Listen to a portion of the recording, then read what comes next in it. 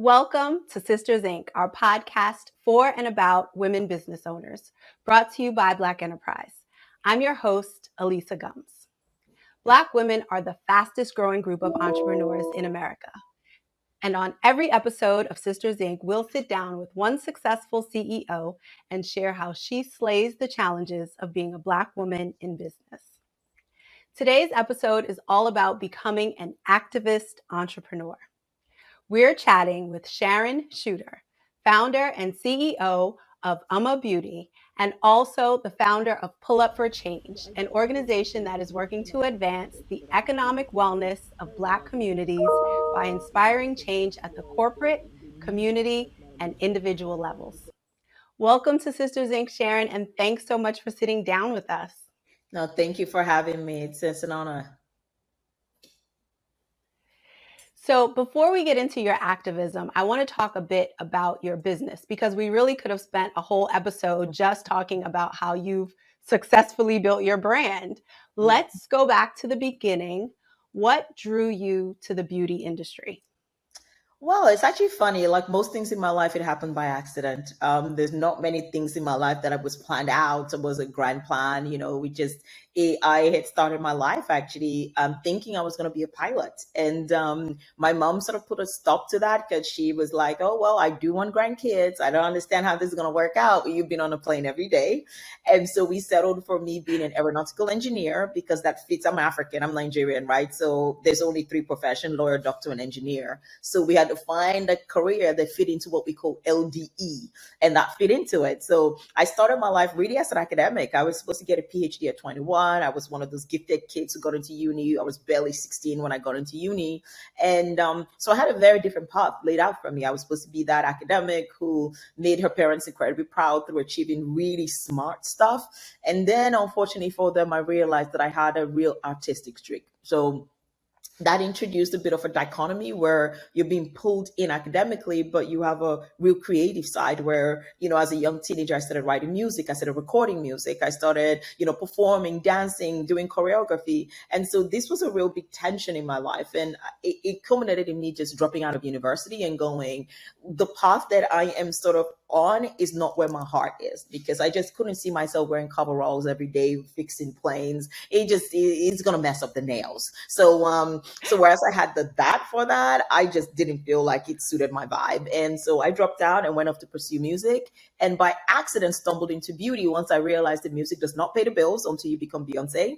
And I needed a day job. And so I got a day job and it was in beauty. And literally we need more wine to finish this story, because net, I ended up bringing Revlon to Nigeria, my home country. And that was how I got into beauty. And after that, I decided that, hey, technically I've done this. I could go down and be an entrepreneur. But I realized at that point in time, I was so young. I had a lot to learn. I wasn't even 20. And so I decided to go and learn and use other people's money to learn. And that's what started my corporate career and what started my beauty career. And the reason I went into beauty is also the reason I left corporate, because I had hoped beauty would be a place where I could use both my creativity and the academic side, and you add the hustle into that and you've got a really nice cocktail. Unfortunately, coming into the industry, realized that it wasn't that creative.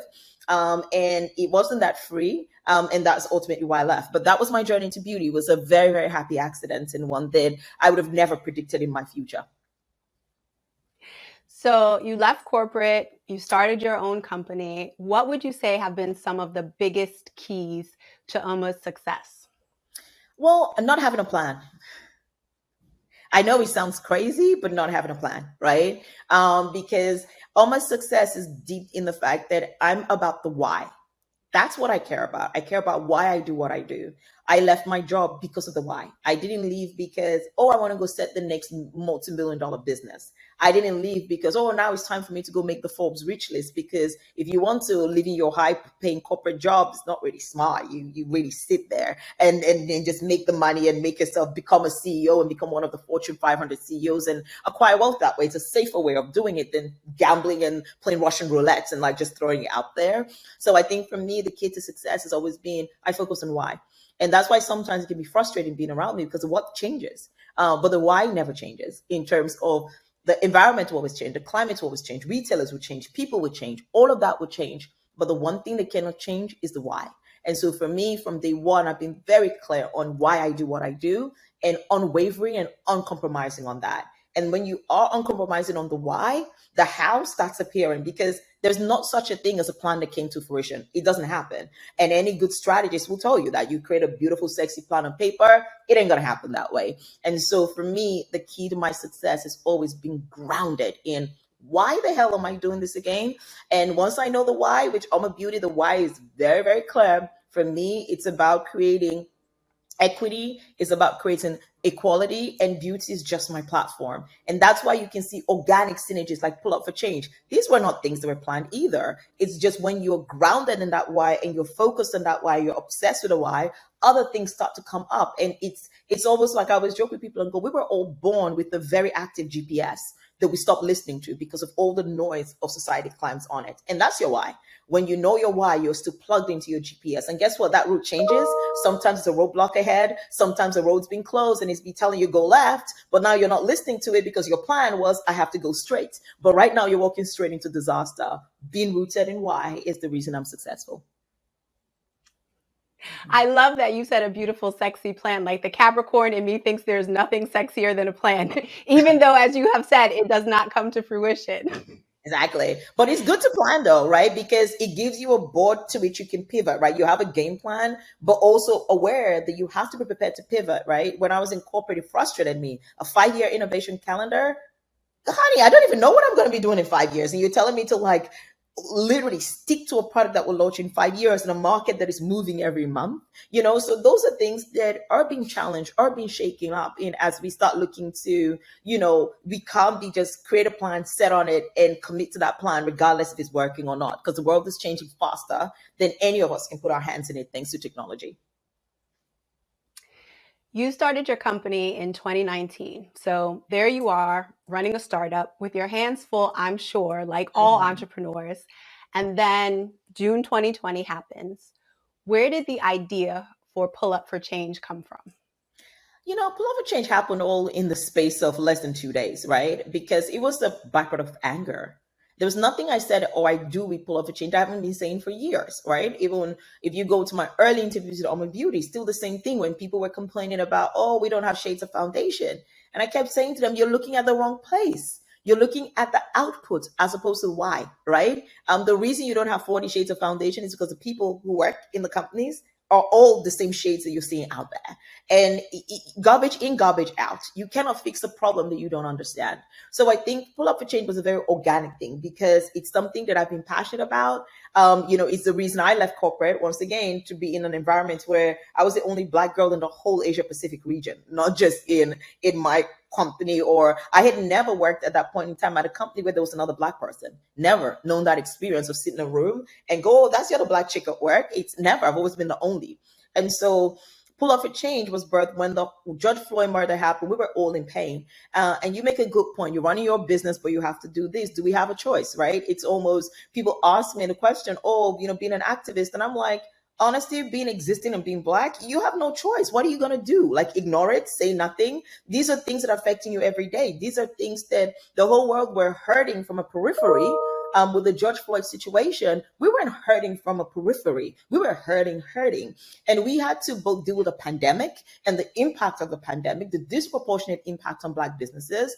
On top of that, the threat of walking out on the street and not knowing if you're going to survive or if you're not. And so at that point in time, it really is a point of just pure emotion. And that's what Pull Up for Change was. It was pure emotion. It was how I was feeling at that point in time. It was what the things I wanted to talk about at a time where everybody wanted to talk about criminal justice and police reform, which was very important, and it is very important. But I thought there was room for a second conversation, which was an economic conversation. In my opinion, a lot of what we see in the police brutality is not a cause, it's an effect. That is like the outcome. Right. And I wanted us to start having conversation about the root causes. These are some of the root causes. Economic segregation, the fact that segregation left law and just happened economically was like, let's not put colors on allowed, but then we don't allow them in corporates. Let's not put colors on allowed, but they're not allowed in Beverly Hills because we're just going to starve them and marginalize them to the point where they're not allowed in Martha's Vineyard. That when Barack Obama buys a house there, it's like, oh my God, Barack Obama is disrupting the peace of our neighborhood kind of thing. Right. And so I think for me, I wanted to bring focus into economic marginalization because that's the key, or one of the keys, in terms of exiting from this mess that we've been in for 400 years. It was also for me the rage of seeing companies absolving themselves, like all releasing statements, oh, you bad police, oh, you bad people, oh, you do this and you do that. And I'm like, holla, holla, holla.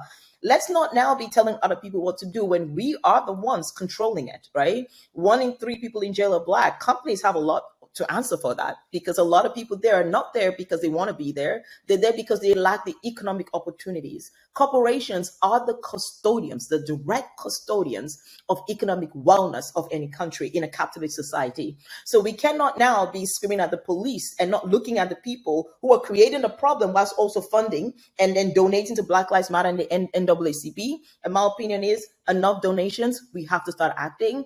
And action means we have to each look at ourselves in the mirror and look at what role can we play today to fix this for the future. And that really was Pull Up for Change. And it was rage. It was me pacing back and forth my apartment, calling every person I had on my mobile phone saying, we got to do this, and hearing everybody try to talk me out of it. I'm so glad you brought up a couple of things. The first is economic justice, because as you said, a lot of what we see that we think is wrong in society are really just symptoms of what's really wrong. And at Black Enterprise, we're all about economic justice. But you also were like, you were angry, you wanted to do something, and everybody was trying to talk you out of it. Yes. Like, if you think back to that time, there were so many things that were big for a minute that everyone was concerned about for a second. And then, it all went away. Exactly. So how did you flesh out from that initial idea to what Pull Up for Change has eventually become? Because now it's a full organization. Yes, it is. It is. And we're trying, we getting there. I think for me, because this organization was sort of born by it just happened like everything else in my life. But at the same time as that's happening, I also have a business that it's a baby, that it's really intense in this kind of early stage. So it's been a struggle, to be honest, over the last 2 years to sort of balance both of them and also feel like I'm giving enough justice to Pull Up for Change, which my heart is so much in. And at the same time, also understanding the limitations of how much you can achieve as a very small team who's not yet at the scale to just, let me go hire 50 people to do that, because that's a full-time job of its own when you do that. And so I think for us, it's just been really focusing on the work.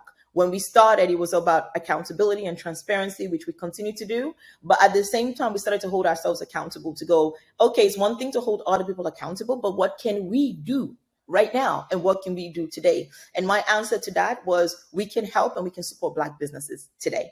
We can help to create the new generation of Black businesses. We know that Black businesses are over-mentored and underinvested in. Even with all of the action coming out of Black Lives Matter in 2020, every damn person created an incubator.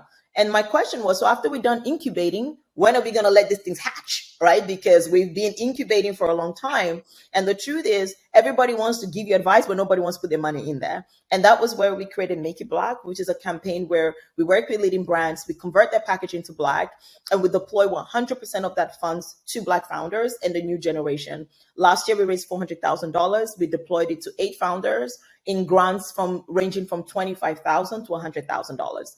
And so this is where we're putting so much energy as well, on top of the work that we continue to do with corporates, to continue to make sure that they're hiring the right people, they are creating the right pipeline, and most importantly, they're creating the right environment for diverse talent, not just Black talent, for diverse talent to thrive. In the same way, corporate had to go through a rebirth to create a culture where women could thrive. If you remember in the past, meetings happened in strip clubs and golf courses, right? These were not women-friendly environments to be in. The amount of abuse, harassment, we've had to shake up corporate to make it conducive to women, because somehow we understood that the boys' club at the time was not a place where women would want to come in and stay.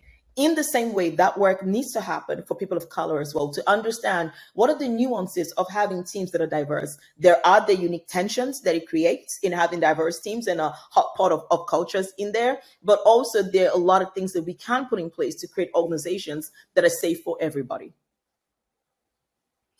So one of the things that I find common about people who have a heart for activism is that there are so many different things to tackle. Yes. And so many different ways to tackle them that they're not even really sure where to start. So you could have chosen to do any number of things to change the beauty industry or to change the world at large. Why have you chosen to do it in this way? Yes, you have to do things the way they're natural to you, right? I don't know any other way to be. I joke with people. They're like, oh, pull up a change or whatever. I'm like, because that's me. I'm a direct person, somewhat abrasive sometimes. Like I confront things head on. So when you look at the way Full Up for Change was organized, it wasn't a diplomatic. It wasn't let's take a pledge, let's take a pact to make companies look good. It was like, yo, produce that. That's not the question you're being asked. So we have to do things that are natural to our personalities, even the things that even in our day-to-day life create problems for us, but you find where it's actually useful, right? And so for me, I think the style of what I do and everything is just true to my personality. The reason I focus on corporate, that's what I've done. What am I going to do? Focus on entertainment? I don't know what it's like to be a singer or an actress. And so I can't carry that on, as much as a lot of people have tried to pull me into that to go, hey, can we do this here or there? And I always say to people, I stay in my lane. I talk about what I know about. I can't change or fix all the world's problems, but what I can do is speak to what I know. Because when I speak to what I know, it's authentic, it is natural. I don't need to be scripted.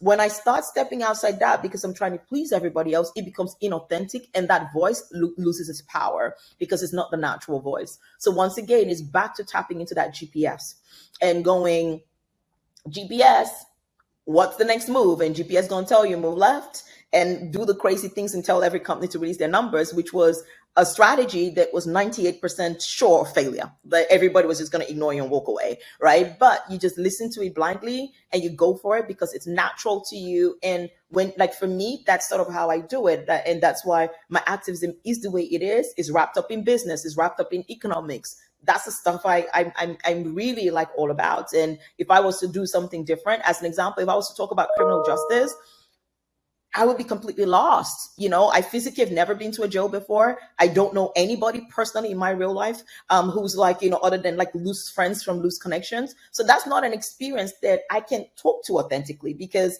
it's not something I've related to. If my brother or my sister went to jail, that would be an easy one to talk about because I can talk about the nuances. So for me, it's really about staying authentic, stay in your lane, talk about what you know about, and everything in your lane is useful. So it's about just making use of that, and it makes it an easier path and a more natural, but also a more believable path and a more authentic path because it is real.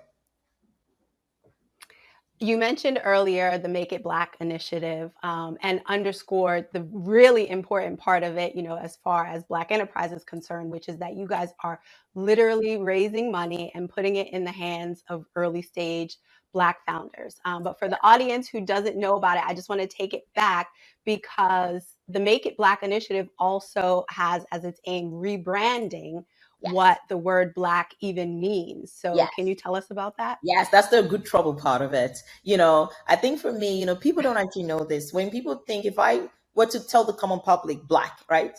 It evokes everything but what it should evoke, right? People are squirmish around it. It has everybody thinks about it in association with death. It's always associated with something quite negative. And language is powerful. According to George Orwell, if thought can shape language, language can shape thought. And that's the truth. Language shapes our perception of the world. So if you and everything you've known about Black is bad, how can you associate Black the people to be good? Black animals are the least adopted in any shelter because of people's reaction to everything Black, right? It's the same reason, like if you talk to even in the Black community, it's a debate. Half the people don't want to be called Black no more. They tell you, I'm not Black, I'm African American, I'm African Caribbean, I'm African Nigerian. And I'm like, well, you don't be you're Black, right? Because that's how the whole world sees you and that's what you are, right? And why is it a bad thing to associate yourself with being Black? And the reason it's a bad thing is that because over time, with all of the history of segregation and slavery and all of that, the word Black was really contaminated. And it was a deliberate thing. People don't actually know this. If you pick up the first copy of the dictionary that was written by Webster, really in the early 18th century, Black was defined as light, the absence of color. And so you sort of go, how can something that literally was defined and the perception of Black at the time was albino? Like when something has no color, when it's colorless, that's what it meant to be Black. Black comes from from the old English word, BLAC, right? So then you think about it over time, you now come into the dictionary and all you see is vile, threatening, evil, wrong, menacing, rotten. Like all of these words coming in because these were the words that started to get associated with Black over time. We have an opportunity now not to rewrite those things because history is history, but to make the definition of Black accurate. There is no other word in the dictionary. We've had to have a debate with the dictionaries themselves. If you think Black is synonymous with luxury, it is classic, it is timeless. Little black dress, black tie, formal. That means a formal location. Not when your numbers go to black, it means that you're profitable. Not a single one of these things are in the dictionary as we speak today. But that's a dictionary that knows how to put bootylicious into the dictionary. So when it comes to tapping into Black culture, they jump in head first and put a press release out there. We've just officially made bootylicious a word. But you cannot update a word to be factually accurate whilst also marking some of these uses of Black as archaic, because nobody says, oh, it was so threatening, and goes, oh, it was so Black, and then I'm going to understand that that was threatening. Or that tasted vile. Oh, that tasted so Black. I'm not going to eat it again. Everybody's going to be like, what the what? So these are even words that are not even used in a modern context. And at that point in time, you mark it as archaic and you bring in the modern context in there. So a lot of times in our movement, people think that we're just playing semantics. We're just reaching, we're trying to be troublemakers to bother the dictionaries. But then the big question comes in, why do I have to remind you to do your job? There is no other word I've had to remind you to do your job. And you still insist and refuse to do it. And that's why we must continue to push. And that's one of the aims of Make It Black. What we aim to do is reshape people's mind and their thoughts to how they think about Black. Put in the forefront that Black is luxury and Black is the color of luxury. And if we start to re-educate the minds, the hearts actually start to follow. That is so inspiring. As a woman who gets paid to work with words, who loves words, I'm like, wait a minute, maybe that's where my activism should be. I might need to go harass the dictionary people because we all need to do our part on this. We all have to. One of the things I've noticed, that's right. One of the things I've noticed about your activism is that it's always collaborative. The Pull Up or Shut Up campaign was amplified by a number of influencers. Yes. The Make It Black campaign includes partnerships with 8 different beauty brands and also Twitter and TikTok. Yes. How have you been able to be so effective with getting others on board with your activism? Yes, I'm from Africa. It takes a village to do anything.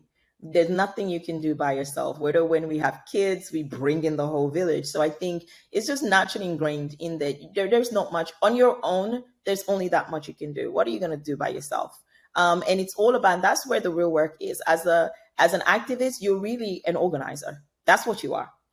Because you have to get there. Whether you are if you're trying to get criminal justice reform, you have to bring people on that journey. You don't just walk up to Capitol and stand there by yourself and go, change it, right? So I think a key part of activism and a key part of being an effective activist is understanding that it takes community. And literally what you are not an activist, you are actually an organizer, you're a mobilizer. You create a thought, and the difference, I'm sure many people had the same thought that I did. The only difference is the ability to execute that thought. And to execute that thought, you need people, you need allies, and you need to bring in allies and you need to bring in advocates. And that's what I do with every single movement. Where I was Pull Up for Change and bringing a community of all of these amazing allies who had a platform because they believed in the same things that I believed in, but I'm like, oh, here's the idea. They're like, great, let's do it. And they use that platform to amplify, whether it's brands that are using their platforms, their resources, their money to actually amplify and pass the mic back onto Black businesses. So I think it's really key that when you see yourself an activist, or if you want to go down that path, the first thing to actually see yourself at, your job title number 1 is being an organizer, because that's really a lot of the work. If you're unable to organize people and are unable to organize allies, you will never be effective because there is nothing you can do by yourself. You said earlier how important it is to listen to that internal GPS. And when you said it, my thought was, and then you need to have the courage to actually do the crazy things, like you said, like the internal GPS is telling you. Yes. I saw an interview of yours where you said that what you're doing is career suicide. It is, yeah. How? It is, yeah. You are raising a lot of noise and poking at a lot of big corporations, and I love it. But how afraid were you when you first started speaking up that all of this would negatively affect the business? Yes. Part of listening to your GPS is trusting it. And when you start trusting in the same way, I'll give you an example. That's why I use GPS as an example. If you plug in something on Google Maps and you're driving, you lose fear because you trust it. because technically that map could be taking you anywhere. You could be going to a complete. So if you let fear actually kick in, that map could be taking you off a cliff right now. Literally, you could be like right about to like jump off a cliff. But at that point in time, you trust it. You trust it so much that it dulls out the fear. That it's until you get to that place, and sometimes the place is up, you're like, are you tripping today? What's wrong with you? You know, but you're not existing with that innate fear. And that's the same thing. And that's why it's important to reconnect with your true GPS. Because when you do, a part of connecting to it and listening to it is trust. And when you trust removes fear. Trust removes all of those thoughts. It doesn't even occur to you at all. People don't know this. With that whole pull out for change thing, it was literally 5 minutes before me making that video, which was 10 minutes before we were scheduled to post. That was the first time I processed what was actually going on. And that was when the fear kicked in. That was when I broke out into sweat. I'm like, I'm calling this off. Text everybody, like, go, don't go, don't go, don't go, don't go. While I was having that thought, somebody had gone out early and posted it. So now it was a point of no return. There was nothing I could do regardless of the fear, and I had to push through. And that's a key part of it, that when you're listening to this GPS, it gives you I always joke about it, that sometimes success, a key ingredient, is a huge dose of naivety. In terms of being so naive to not process the consequences of what you do, because that's the difference between you and other people. People talk about being fearless. There is no such thing about being fearless. All that happened was you did not accurately process the consequences, and you were able to act before your brain triggered to actually start going, you're going to die. All right. And that's it. And so, and it's the same here. Everything I do, I joke with people. I'm like, my gift and my curse is that I only process the consequences of things after I've done it. And I'm like, I quit my job to set up a brand. Oh my God, I could have failed woefully. And it didn't even occur to me that failing was an option. Even up till now, just keep going, doing all this crazy stuff. It doesn't occur to me. So actually other people are the ones afraid for me, going, are you crazy? This thing's going to collapse. And in my head, it's not even occurred once. It's just like, okay, what's next? What's next? And so naivety is a gift in conquering fear, and not overthinking things. Think of it enough. And every time a voice tells you why you shouldn't do it, tell the voice why you should do it, and make sure that voice is stronger than the other voice. I was listening to something beautiful. I listen to motivational things every morning. And a few mornings ago, I saw something that was really transformational for me. And it said, everything in life is painful. There is nothing in life that's not painful. Being single is painful. Being married is painful. Having kids is painful. Every decision, being employed is painful. Being unemployed is painful. But you got to choose what kind of pain that you're ready to receive. Because on one side of one pain is reward, and on the other side of the other pain is regret. And so for me, I always ensure that when I'm afraid to do something, I think about what is on the other side of it. Is it going to be reward or regret? And I will always choose the reward side, because net, I'm going to be afraid of everything anyway. Everything's going to be hard and everything's going to be painful. There's no decision in life that is easy. And I may as well choose the one that is painful. It is difficult, but in the end, there is a shot of reward versus 100% guarantee of regret.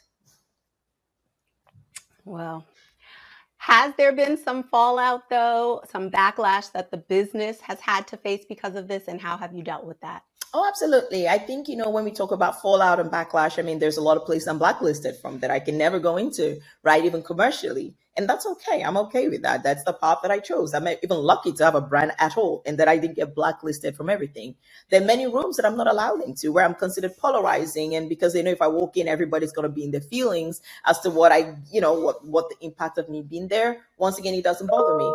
The impact of speaking so publicly about Black Matters means that my brand is branded as an anti-white brand, as a person who, because we live in a world where to be pro-Black somehow seems to be anti-everybody else.